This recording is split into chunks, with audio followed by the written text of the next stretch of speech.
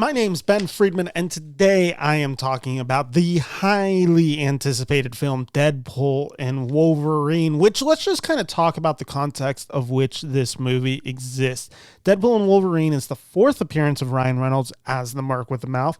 It is the 10th film to feature Hugh Jackman as Wolverine. It is a sequel and capstone to the 20th Century Fox Marvel films that came before it, is the 34th film within the Marvel Cinematic Universe that also serves as a band-aid for a franchise in distress. So with that all said, this film has a lot of baggage right out the gate. So in reviewing this movie, I want to break it down both in three bite-sized frames of focus so I can best approach the film critically. Here are the three that I want to focus on today in this review. Deadpool and Wolverine as an R-rated comedy within the confines of the MCU and Disney. Deadpool and Wolverine as a sequel to the previous true Deadpool installments, as well as the capstone for an era of superhero filmmaking via 20th Century Fox. And then finally, Deadpool and Wolverine as the so-called Marvel Jesus of a franchise in distress. And while doing this all, I also want to look at the current state of mainstream film criticism, which is in dire need of repair. And the Hulk gloves, they're off. I am not holding back. I have a lot of thoughts on this, and I'm going to tell it like it is, and like I always believe I have on this channel. So I hope you guys give me the next few minutes to just break down this film, Deadpool and Wolverine, and be as brutally honest as I can with everything that I just talked about. But let me just break down my expectations going into Deadpool and Wolverine. When I walked into this movie, I went in with no baggage. To quote our vice president, I wanted to focus on what can be, unburdened by what has been. And all I wanted to do while watching Deadpool and Wolverine was laugh and see Wolverine and Deadpool kill some guys in a bloody fashion. And guess what? While watching Deadpool and Wolverine, I laughed a lot, and I got to see Deadpool and Wolverine kill a lot of guys. Needless to say, my review is going to be largely positive then in talking about this. But let's first focus on this first frame that I discussed, the R-rated comedy within the confines of the MCU and Disney. I think it's seamless. I was actually kind of surprised how seamless it was, Disney dipping its toes into the R-rated foray, especially for this franchise of the MCU. The jokes are as crude and as irreverent as possible. There is no sense of sanitation within here. There is no sense of them holding back what they are trying to do with Deadpool and Wolverine. In fact, it actually felt like Reynolds was trying to find the line. Like he was trying to see how close he could step over the line without actually stepping over it. And it didn't feel like Disney or Feige or anyone like that was telling him, you can't say that, you can't do that. This movie pokes fun at everything the Marvel Cinematic Universe has been going through post-Endgame. It's able to make fun of itself. It is able to point out some of its successes and some of the joy of it, and then also point out some of the critical distrust that people are starting to begin having with the MCU. And the jokes are nonstop, and it's always been this way with the Deadpool movies. The first 5 minutes of this film do a great job of setting up what this movie is. It's rapid-fire fourth wall breaks, grotesque killings set to a very popular contemporary song with an iconic dance routine. That is the irreverent tone of this movie established early. You're either on board with it or you're not. If you do not like this first 5 minutes of the movie, guess what? You're probably not going to like the rest of this movie. I just think that is what kind of makes this film successful. Like, I was on board, and thus I was pretty engaged for the rest of the 2-hour run. And personally, I've always responded well to Ryan Reynolds doing this fast-talking, aggressive, pop culture-laden shtick that has become his comedy persona since 2016. It's worked for me, even in the non-related Deadpool movies. I've just generally enjoyed Ryan Reynolds as a screen presence. I just think what works so well about him is the jokes are just fast and loose, and that is his delivery as Deadpool. And it's at its top form in Deadpool. I think the writers that he has worked with since the first Deadpool movie, they really understand how to write dialogue for Ryan Reynolds as Deadpool. And the thing about it with that fast and loose energy is if you don't like one and you don't like the joke that comes after, there's a good chance you might like the third joke. And it's just so often, it's literally coming at you every 5 seconds. Fast and loose. there's always going to be another joke. And the chances are, if you like this sense of humor, there's going to be a joke pretty frequently that you laugh pretty hard at throughout this movie. And I fully confidently believe that people who love the first two movies, what those two movies stood for, what they are, their sense of humor and style, I have a hard time believing that there's now going to be a sudden hate for the third film. And we can differ on the ratio for which jokes landed. Some people are going to say maybe this film is 50-50. Some are going to say maybe ungracefully that this movie is 10-90. Personally, I probably would put it somewhere around 75-25, but when you're getting that many jokes off, it's a pretty impressive clip to be firing at. And I just want to let's just talk about some of my annoyance that I've seen with some of the critical reception of this movie, which again, I do consider myself a film critic. Outside of this, I do write reviews online for a magazine. Doesn't make me an official one by any means, but I do believe I dabble in film criticism. And here's one of the first swipes that I want to take. And this is not directed at anyone specifically, but you all who follow film criticism know these type of people who appear. It is the people online who have become so reactionary, and that kind of feels like that's their thing. That is what gets the most engagement. I have to fully admit right now, to be transparent, I am a YouTube film critic primarily, which means I rely on you guys clicking my thumbnail to succeed. I rely on you then, guys, watching this video, if you're liking it, subscribing to the channel so I can get success. And so I understand personally how easy it is to fall into the line of quote unquote clickbait. And here's what I think is okay. I think it is okay for a critic saying the comedy of a film is stupid and didn't make them laugh. That is just their opinion. That is totally in line. Here's what I don't think is okay. And here's what I've been seeing a lot of. This is an abomination. This is embarrassing. And anyone who likes this should be embarrassed. To me, that's just toxic. I don't really understand that as film criticism, especially mainstream film criticism coming from actual publications / critics who write for actual publications. To be honest, I think that's embarrassing. Because when you read a review like that, the only thought when you read someone say something like that is, if that is true, then no sane person would like this movie, which just simply is way too broad and isn't true. So you're not really criticizing the movie or the studio or the standards of which this movie is laying upon you. What you're criticizing is someone's enjoyment of it.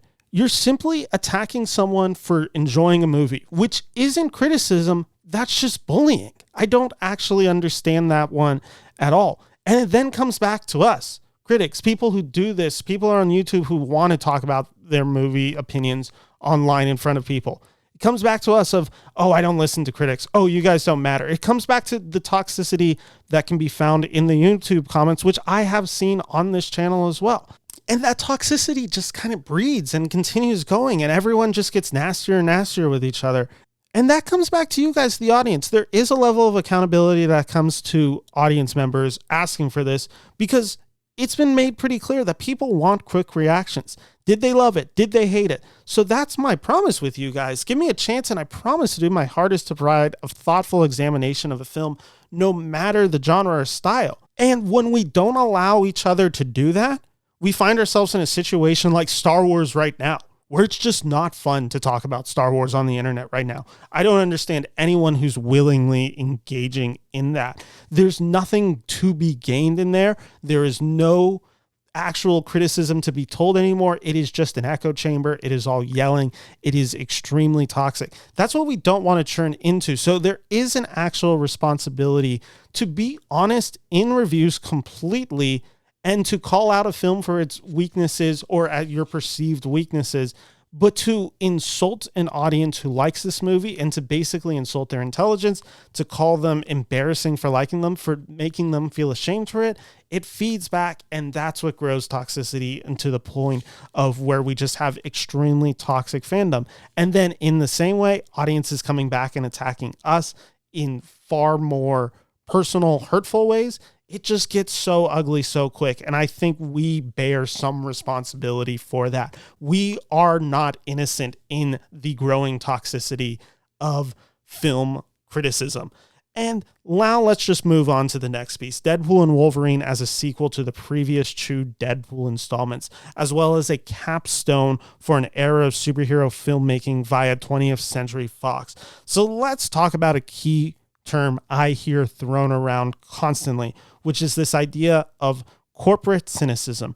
I've heard this complaint thrown around constantly with the MCU movies in the past few years, and it's because it's in large parts true, especially when you look as they relate to legacy sequels. For instance, Patrick Stewart's return in Multiverse of Madness, I think it is very fair to say that is corporate cynicism. Him returning as Xavier would be defined as an act of corporate cynicism. Disney and Marvel believe just seeing that actor reprise that said role will make audiences happy, and it's a way to honor his legacy and make fans feel happy. But a cynic would say the decision is only to create fan buzz, speculation, and feed the online communities, all while refusing to move the story forward and instead firmly cement their storytelling sensibilities in nostalgia. I think these are all fair criticisms, and I think Deadpool and Wolverine certainly ventures into that. And while I think it's a fair argument and one to certainly be cautious of, in Deadpool and Wolverine, and again, this is not spoilers, I believe it indulges in it for sure. And there are definitely very strong overt references to the 20th Century Fox regime. And here's something that I feel very cynical about, which I'm calling this movie a love letter to 20th Century Fox is inherently a really weird thing to do when you consider that Disney, the studio who is making this film, is the one who killed 20th Century Fox by buying it out and taking these movies away. That is a cynical read of that, and it's also, I think, an honest read of that. I felt very weird in certain moments throughout this film, and it would be like if John Wilkes Booth starred in a play about how great of a man Lincoln was. It just doesn't really make sense or fit. And in Deadpool and Wolverine, I can't say it didn't bother me that much. And the reason it didn't bother me is I just didn't feel that cynicism in the actual storytelling present within the film Deadpool and Wolverine. I understand why people are going to feel that cynical tone and belief towards Disney for it. I felt it more on this is weird that this film exists in this bubble with these circumstances. In the watching the movie in that lens, I understood what it was trying to be in those moments. So when a certain character appears early on, and when Deadpool and Wolverine first travel to the void, and it becomes clear what the joke with that character is and where the punchline was going, I liked how that was handled. I thought that made sense for the tonality of which Deadpool and Wolverine was trying to succeed at. I thought it was a fun little subversion, if you will, of expectations that paved way for a great joke and a great payoff. And that character getting the opportunity to reprise that said role in a way that it worked for me in that context within the movie. Again, and that kind of works because it's a movie that is a comedy, and that scene made me laugh. Let's then take a look at another movie that has similar characters appear in the framework of their movie, but done in a way that I don't think works and is 10 times worse than anything I saw in Deadpool Wolverine. That was last year's The Flash, where when watching the movie, I saw Christopher Reeve in the movie. I saw Adam West in the movie and Nicolas Cage in costume as CGI atrocities. And I thought this neither feels respectful, it doesn't feel fun, and is actually just kind of bumming me out. That to me is the pure definition of corporate cynicism, where I'm like, they really just put this in the movie so people would be like, yo, did you know Christopher Reeve and Adam West are in this movie and Nick Cage is just in here? Like, that's where I just feel like I'm being pandered to. The Jeb Bush please clap kind of thing, where it's just like, well, that's Christopher Reeve, so start applauding. Like, that's where I feel really manipulated, and especially within the context of CGIing them to atrocity in that movie. That's where I really feel the cynicism in it, where in this movie, appearances or references that are in this movie that are overt, I understood them as comedy beats that worked, and everyone who comes into this movie in some way or form is serving the larger purpose of making me laugh in a comedy, and thus it worked. And again, if you're not finding the comedy funny, then yeah, of course, it's not going to work. And as a capstone to an era of filmmaking, I thought it was pretty respectful while being able to poke fun at itself and some of its self-failures. Basically, I never felt like it took itself overly serious, which in a Deadpool and Wolverine film, that is kind of the tone that I wanted to. I didn't want this film to be overly serious. In fact, some of my issues with the first Deadpool and Deadpool 2 is I think it's a bit too grounded in the romance. I think Wade Wilson is a character that is best served as a cartoon character. In this film, the fact that a lot of that emotional weight just really wasn't there in that movie, and it was a little bit more self-referential. It was a bit more snarky in those moments, and we got to take those relationships and just kind of give it to Hugh Jackman and Ryan Reynolds in this film. It really worked for me, and Hugh Jackman is specifically the actor that I want to shout out in this. I think he's great in this role, and he really does a lot of the heavy lifting of this movie.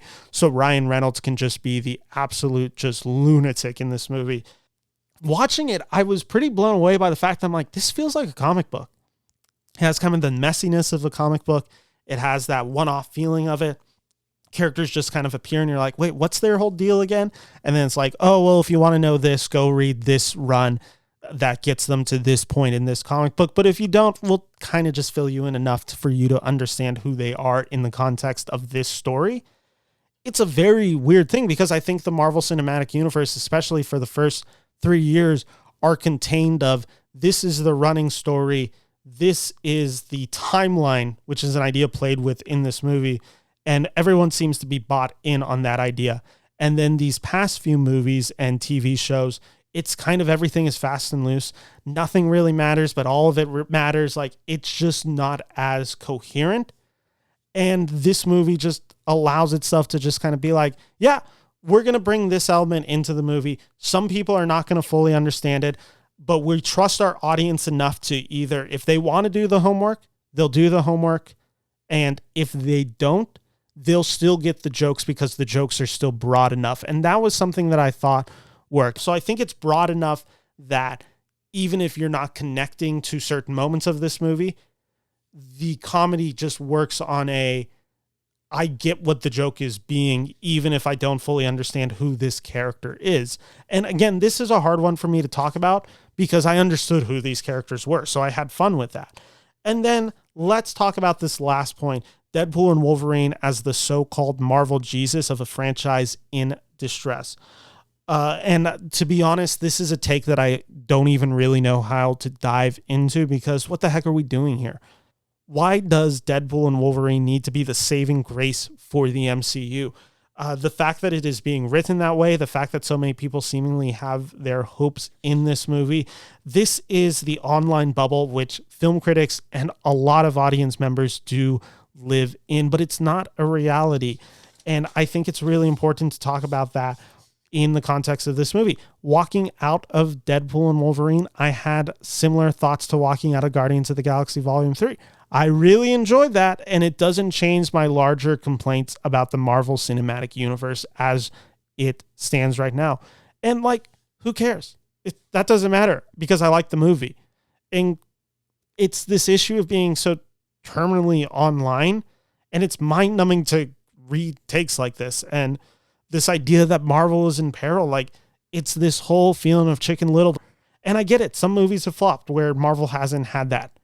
And I get that. I get why some people are like, oh, is this the start of an end? Deadpool and Wolverine's probably going to make $1 billion pretty quickly. And the last year, 2023, they had a film that made like 800 million. And then 2022, they had another film that came close to $1 billion. And then 2021, Spider-Man No Way Home made what, like close to $2 billion? Like they're fine. Like they're fine. And the fact that we spend so much time articulating thoughts to really a reality of which audiences are watching this movie and are just like, it's fun. I like this one. I'll watch the next one. Maybe I won't. Doesn't really matter. Like that is the existence of this movie. So I think it is good that Marvel is no longer the dominating aspect of the film industry and other films can grow.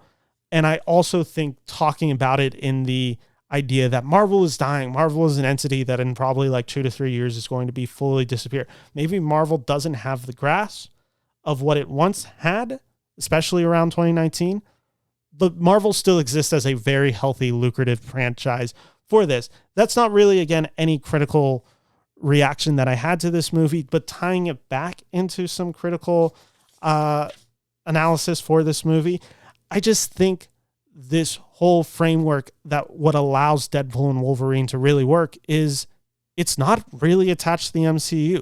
Yes, it gets to play in the sandbox and use ideas and similar locations, and like it is able to essentially speak the language of the MCU now, but it's not like the only thing this movie has to do. It doesn't have to set up Captain America Brave New World. It doesn't have to set out the Thunderbolts. It doesn't have to get Secret Invasion rolling. Like, it is just kind of allowed to be its own comedy, like to the point that even like a post-credit scene has nothing to do with setting up the future. It is another continuation of a joke in this movie.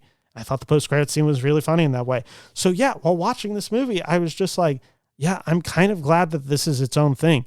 And does it change anything about how I feel about Marvel right now? No, not really. But like, I would see another Deadpool movie in a year or two. Like, I do like this character. That's a really lame critical analysis of said movie, but sometimes the truth is the truth. You like what you like and you don't like what you don't like. And if Ryan Reynolds annoys you, this movie is going to be really annoying. And if you find Ryan Reynolds funny, this movie's probably going to be pretty funny, because I think this is Ryan Reynolds in top form. I think he's actually quite good in this role. I think it is such a rapid pace that this movie hits jokes with. I thought it was actually almost alarming with how fast this screenplay is going with jokes, where it's just like, wow, this is a joke a second. Like, there is not one real serious line in this movie, basically after the 15, 20 minutes mark.